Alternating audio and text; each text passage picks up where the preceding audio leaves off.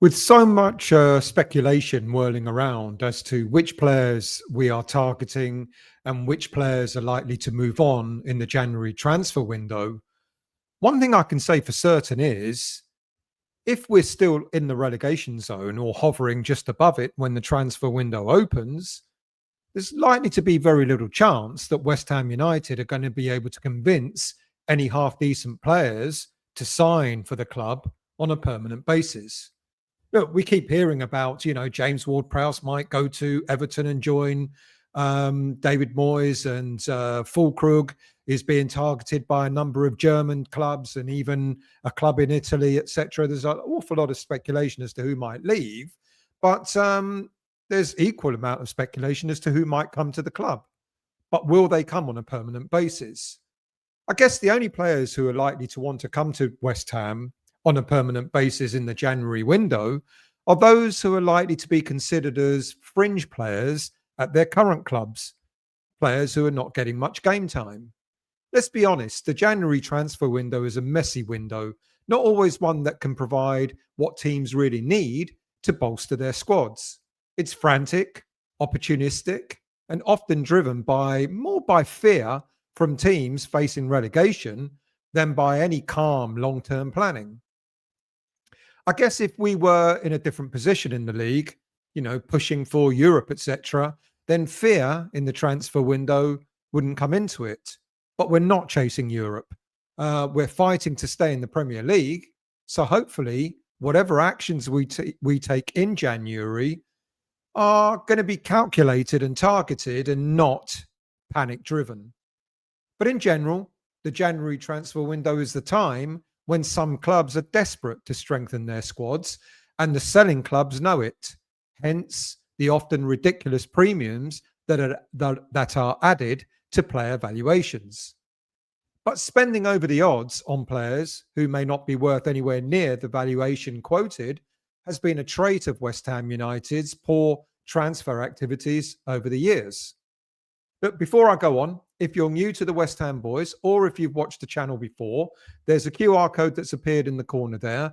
If you'd like to become a subscriber of the channel, very easy to do so. All you've got to do is hit that subscribe button and subscribe. It's free of charge. All the content generally is free. If you enjoy this show, please hit the like button below the video. And you can also hit the hype button, which allows you kind of promote the video for me. It allows other viewers to watch the video. If you're feeling generous, you can become a member of the channel. It offers a bit more exclusive content for members at $1.99 a month. And that money, any money raised through the membership scheme, goes to Prostate Cancer UK. All right, let's crack on. So what should West Ham do when this January transfer window opens? Well, I guess they should be doing what all sensible clubs do when they're in a predicament that West Ham find themselves in. And that is to minimize making big mistakes, not buying players that simply don't fit what we need. Now, that should translate into West Ham ought to be thinking about dipping into the loan market and to look for short-term and or low-risk deals, which perhaps an option to buy, on a loan rather than making any big money permanent moves. However, if by January we're comfortably in mid-table, then yeah, a targeted permanent signing or two becomes less frantic and less needy and might set us up better to negotiate decent transfer fees with clubs that are selling. But whoever we target, do we aim to buy or do we aim to loan? Loans, I guess, reduce immediate cost and wage commitments. That's the first practical reason for a loan deal. Players who don't want to sign on long-term permanent deals, especially for a club teetering over relegation, it's a risk to their careers. So a loan gives both parties, the players and the clubs, a way of testing the water. Now, Nuno wants organised, disciplined players who fit his defensive structure and transition game. A short-term loan kind of allows him to bring in someone who already knows how to play under pressure without a huge long-term gamble. So relegation scrap equals loan deals? and a comfortable mid-table position equals permanent but carefully targeted signings? Doesn't always work that way, but it can make logical sense. But where in the squad do we actually need to strengthen? Now, there's talk about getting another keeper, more midfielders, but for me and for many fans, the obvious areas have got to be a striker and another central defender. Targeting a striker makes sense because our goal scoring has been inconsistent. We need someone who can finish the chances that we create. A centre back will provide depth and hopefully a bit of leadership, someone who's an organiser, a defender who can read the game and who can lead the back line. Now, do we need players in other areas? I say not in January. We have adequate numbers and decent players in midfield, and despite there being concerns with our goalie setup, Alphonse Areola, backed up by Lucas Fabianski and even teenage goalie Finley Herrick, should be adequate enough even if we do sell Mads Hermansen in January. But it is really what Nuno wants and believes he needs that will determine who we target in January. Nuno's teams are usually compact, defensively disciplined, and dangerous on swift counter-attacking, which we're not at this stage. But of all the names currently being mentioned, will they fit into the way Nuno sets up his teams? Now, the first name, of course, is a player who's not unfamiliar to Nuno, and that's Adama Traore of Fulham. He keeps being mentioned. Look, Nuno is meant to be an admirer, and of course, he's worked with him when they were both at Wolves. But he is a wide attacking wing-back, as a kind of a wing-back style player who operates in the same position as Jarrod Bowen does. So unless we're looking to offload not Jarrod Bowen, but Luis Guilherme and replace him with Traore as Bowen's backup, I'm not really sure why we would be targeting Traore at all. Unless, of course, Nuno is planning to use either Bowen or Traore in a striker role. On a short-term loan basis, Traore would offer pace and directness without long-term commitment. But there are issues with a signing like Traore, especially in his finishing and his defensive consistency. Overall, targeting Traore just doesn't really make much sense at this moment in time, or at any time, to be quite honest with you. Another player that we're being consistently linked to is a far more logical attacking option, and that's Joshua Zirkzee of Man United. I mentioned him before. Now, as opposed to Traore, Zirkzee fits what Nuno needs much more in attack. He brings mobility, a decent work rate, and an ability to link play from the front, which suits Nuno's use of strikers who press and create space for midfield runners. Look, if he's available on loan, he'd be an attacking upgrade who can play across the front line. He's already adapted to Premier League the Premier League's intensity, and with the players that we have, he would be he would get a decent service and hit the ground running. Another striker that's recently been mentioned is Francolino Jew of FC Midtjylland, the club that we bought Winston Reid from. There's no doubt that he would be an exciting young signing for West Ham. He's prolific in Denmark and he could bring an awful lot of energy up front. But the Danish club would not allow him to go out on loan and may want a permanent deal instead with a sizable transfer fee. Look, he's been fantastic so far with 19 goals this season in 26 appearances and 52 goals in 99 appearances overall for the Danish club. At 21 years of age, he has development potential and also will likely have a massive resale value if he adapts well to the Premier League. But after so many striker disasters, West Ham should be actively looking to add a young dynamic striker at this stage? I guess it's right to do so, but in this window? Or do we need someone with a little bit more experience? I guess the downside is that he's unproven in a top 5 league. Goal numbers in Denmark don't necessarily guarantee immediate Premier League success, and adapting could take time. Also, we've got to consider Premier League defenders are quicker, stronger, and more tactical. He may need time to cope with the physical demands and the intensity of this division. West Ham United need goals now. A young signing may be a medium or long-term solution rather than an instant fix. Would he fit into Nuno's system and tactics? Look, if he adapts to Nuno's defensive pressing triggers and positional rotations, he can slot in well. But there you go. If he adapts, that means him adapting, which automatically tells you he may not necessarily be a good fit in January. Also, Nuno has previously used bigger, experienced target men, such as Raul Gimenez at Wolves or Chris Wood at Nottingham Forest. If West Ham expect a classy hold-up forward, Stew may differ from that archetype. He appears more of a mobile finisher than an established bruising target, so the manager would need to adapt slightly or pair him with players to compensate his physicality. So you can kind of see that perhaps he's not the best fit for West Ham in January. In the summer, who knows? However, if you're craving a striker who lives in the box and finishes ruthlessly, Santiago Gimenez is a tempting option. Gimenez was superb at Feyenoord, pure number 9 profile, and drew attention from Premier League clubs, including West Ham, before his move to AC Milan. But since joining Milan, he's had a moderate return of 7 goals in 30 appearances. Gimenez can be an elite penalty box finisher in a team run by Nuno, a bit of a poacher, very much in the vein of Chris Wood. But it's his link-up play, or the lack of it, which might be questioned.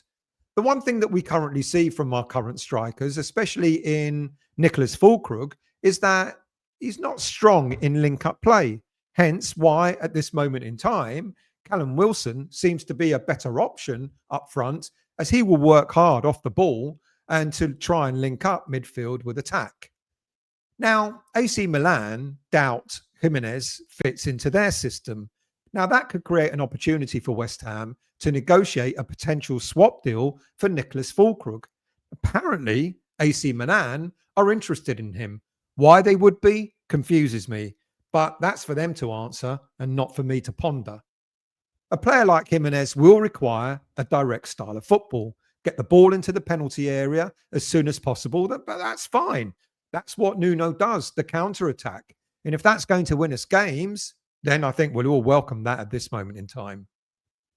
Füllkrug and Wilson haven't fully solved the problem up front, making a new number 9 a priority for Nuno this coming January. Like I said, talk of Milan exploring swap options signals that they might just be ready to move on, that could enable a deal involving Gimenez and Füllkrug. Gimenez is also only 24 years of age, and apart from one major thigh problem last season, which did keep him out for quite a number of games, 15 games in total, he isn't the kind of player who is out consistently because of injuries. Apart from that one long spell on the sidelines, he's only missed something like 8 games in total since his time at Feyenoord up to the present day. A loan with an option, or maybe even an obligation, dependent on performance, might be a good deal for West Ham this coming January. Then we've got to think about central defence. Jean-Claire Todibo seems to be benefiting from Nuno and the new coaches, but there's, for me, still huge concerns over Max Kilman. For me, a central defender has got to be another priority in January. Now, Brazilian international and Lille centre-back, Alexandro, is a name that's been linked to West Ham recently. He's physical, has good positional sense, is calm in possession, and is a leader who can marshal a backline. Nuno values defenders who read the game and play tidy passes out of the back. If we can get a centre-back who organises and is comfortable in ball progression, then that's a long-term plus, I've no doubt. However, at this moment in time, Alexandro is out injured with no defined return date. The 26-year-old centre-back signed for Lille back in 2022 for a mere £2 million, and he's gone on to make 116 appearances for the French club, and as well as earning 3 caps for the Brazil national team. He's now valued at around £20 million, but he's got a contract running till 2028, which was increased last year. I don't know why Lille would want to loan him out. And if they do want him to move on, then I guess they're likely to want to cash in on him and sell him. But the player himself might not want to come to West Ham if we're languishing near the relegation zone. But like I said, at this moment in time, it's quite arbitrary because he's out injured. Maybe by the time the January window opens, he may be ready to come back. Then, of course, there is Charlie Cresswell, another player who has been spoken about quite a lot. And we spoke about him in the summer. There was a suggestion that we would have signed him in the summer, but we didn't. Now, would he be a good fit under Nuno? Possibly. But unlike many West Ham fans, me personally, I'm not 100% bought into the idea of signing him. But I'd be happy to be proven wrong if we do sign him and if he does do well. His profile as a young, aerially dominant centre-back is the kind of thing that we need right now, especially given our defensive frailties in defending set pieces this season. At 23 years of age, Cresswell is entering his prime years. He's already proven himself in League One with Toulouse after leaving Leeds in 2024, and he's made 46 appearances and contributed 7 goals with 3 assists. Not bad for a centre-back. Now, that blend of defensive solidity and attacking threat is rare at his age. He has won so far this season 64% of his aerial duels and has shown consistency in ground duels, helping Toulouse keep clean sheets in League One. Now, West Ham so far this season have conceded heavily, 23 goals already in the Premier League. So his reliability on paper would be an improvement. He's comfortable either as a right or left-sided centre-back, and to partner alongside either Todibo or Kilman could provide us with a more solid defensive backline. For me, at this moment in time, it's Todibo he should be partnering and Kilman should be dropped. Having played a key role in the under-21s Euro triumph, he's shown maturity and composure under pressure. Now, that international pedigree may add credibility for his readiness to be Premier League ready. But, gotta be honest, French League One and under-21s football success doesn't always translate seamlessly to England. The pace and physicality of the Premier League could test him somewhat. Look, West Ham fans will also expect an immediate impact. If he struggles early, patience may be thin given the club's current defensive issues. And unlike Alessandro, Cresswell's price would probably not be that prohibitive. At around 15 million, and the chance for Cresswell to return to English football may be a better alternative than bringing in a loan signing. And Cresswell will also offer the future, some longevity to our defensive woes. Look, if I'm being pragmatic, I would start with, in the January window, looking for loans with a clear checklist, tactical fit, mentality, and immediate impact.